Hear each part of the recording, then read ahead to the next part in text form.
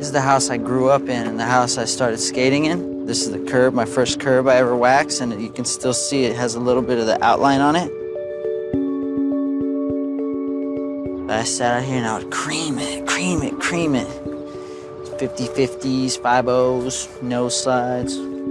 Backyard, I don't know if it's still the same or whatnot, but that's where I had my box, I had my flat bar, and I would just skate it.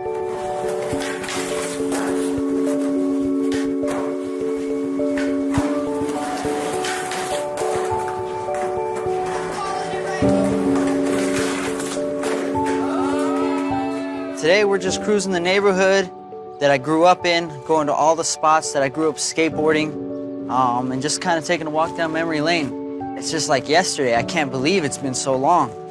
This spot, probably more than any other spot, is responsible, contributed the most to my skateboarding abilities. I used to just trick down, roll around, come up, trick down, roll around, walk up. I had this like pattern of the way I would do it every trick.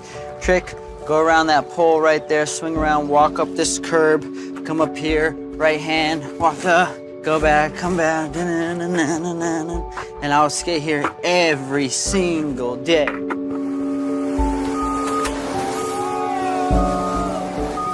This was an everyday after school spot, weekend spot, Friday night spot, because there would be just enough lights that are on at night that we would skate here at night. Within Albertsons, it's like at the time there was 3 spots, you know. There was this, the loading dock, which was the centerpiece, and then there was the True Stair, and then there's the Las Hadas bump, which is basically like a little bank to curb, where I did like my first blunt to fakie. The Las Hadas bank to curb, man, it's exactly the same. It hasn't changed at all. It's weird because when you blunt to fakie, it was like I had to like blunt and like land crooked, like and weasel my way down, you know. Not that exciting now, but believe it or not, this tattered piece of asphalt once brought great excitement to this young boy. Should I try the famous blunt to fakie?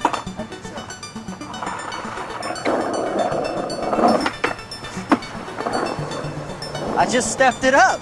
Yeah, I just came to Las Hadas and just owned it. I just owned Las Hadas. Over here there's a gap that we used to skate that was pretty cool. But this gap is no longer skatable. It's been barred up.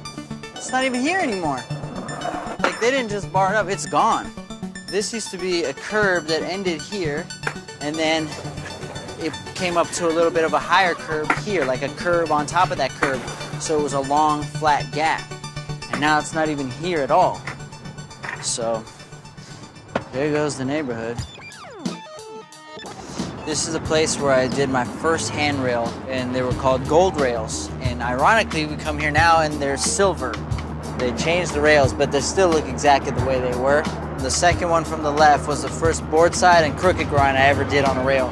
And then later on, it became my first rail I ever nollie nose slid and nollie crooked grinded. I was 14. I started skating rails late because they scared me.